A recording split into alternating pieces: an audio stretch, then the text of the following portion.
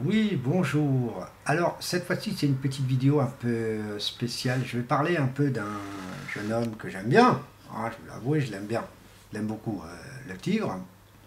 Bon, bah écoute, tu me poses beaucoup de questions, c'est bien.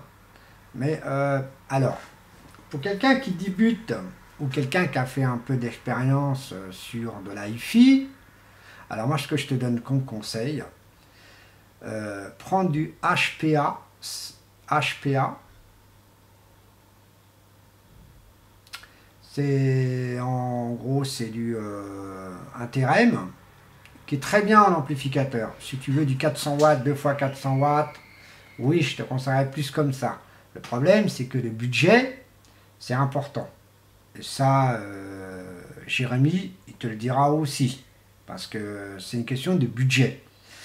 Si tu as du bon budget, si tu fais beaucoup de soirées, Jérémy te dit la confirmation, il te dit si tu as du bon budget, ça rentre beaucoup. Et ça là-dessus, tu peux.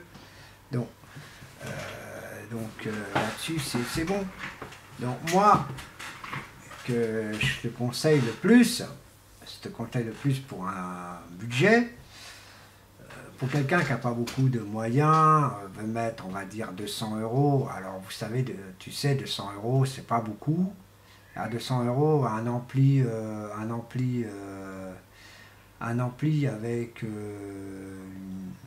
une enceinte amplifiée, ce n'est pas 200 euros, ça dépasse tes 200 euros du budget, donc c'est un peu dur, mais c'est la vérité. C'est très dur parce que une bonne petite enceinte qui est pas très chère au démarrage, on peut mettre un coût de 300, presque 300 euros. Hein. C'est bon là, c'est la marque Ibiza. Et moi, je te conseillerais fortement d'acheter ça. Fortement, ne l'achète surtout pas. Si tu veux un bon ampli, Jérémy me conseille du Yamaha pour moi. Du Yamaha, moi franchement, je ne veux pas dire non. Je ne dirais pas non, parce que Yamaha c'est très très très très, et surtout ils sont très très bons en ampli aussi.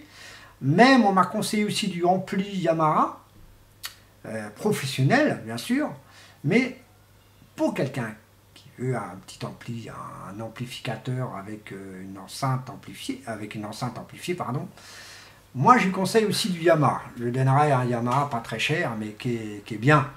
Voilà, tu vois, t'as pas besoin, tu veux mettre par exemple du Yamaha 400 watts, ouais, c'est faisable. Mais après, il faut regarder le prix, il faut regarder comment il faut faire, comment tu veux. Si tu connais un petit fournisseur de sonos chez toi, bah moi je te conseille de voir un petit coup d'œil, de faire des petits coups d'œil, d'avoir des petits renseignements.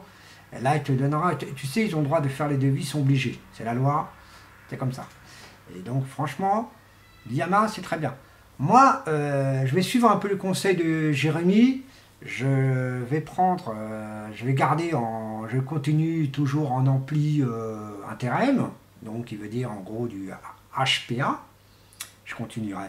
Mais pourquoi pas un petit ampli, une petite enceinte amplifiée pour faire pas de l'animation mais de la publicité. Donc c'est très bien. Et ça, je crois que ça peut être intéressant du petit Yamaha. Un petit Yamaha sympa de 500 watts. Ça me suffit largement. Surtout que c'est pour faire de la route. C'est pour faire du blabla un peu à droite à gauche dans les commerçants qui veulent faire leur petite publicité. Donc ça, c'est mon but.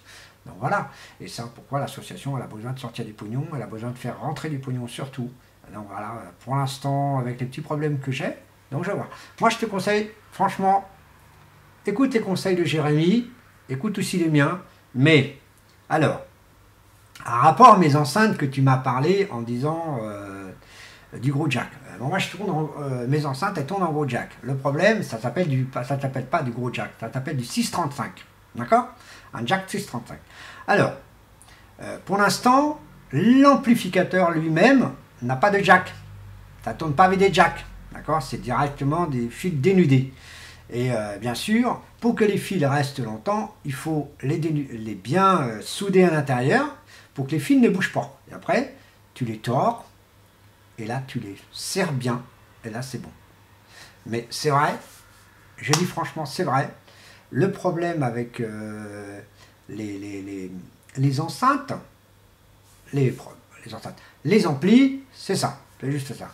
Alors, moi, c'est pour ça que moi, j'envisage d'avoir des des enceintes amplifiées, des enceintes passifs. Et là, les enceintes passives, par contre, je m'intéresse beaucoup parce que j'adore beaucoup les enceintes passifs.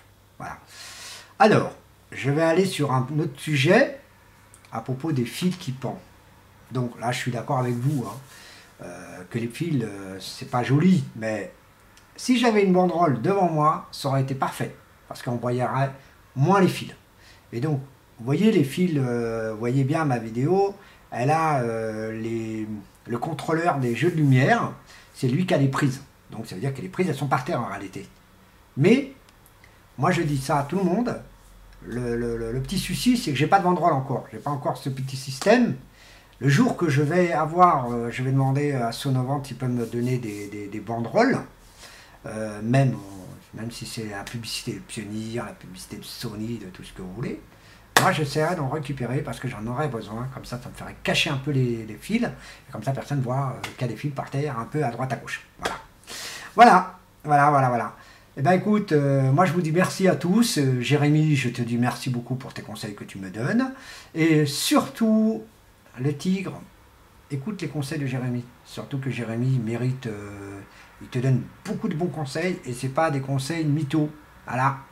Comme moi, je te les donne. Donc... ça dépend du budget que tu veux mettre. Voilà mon petit tigrou. Allez, je t'aime bien. À la prochaine vidéo. Bye.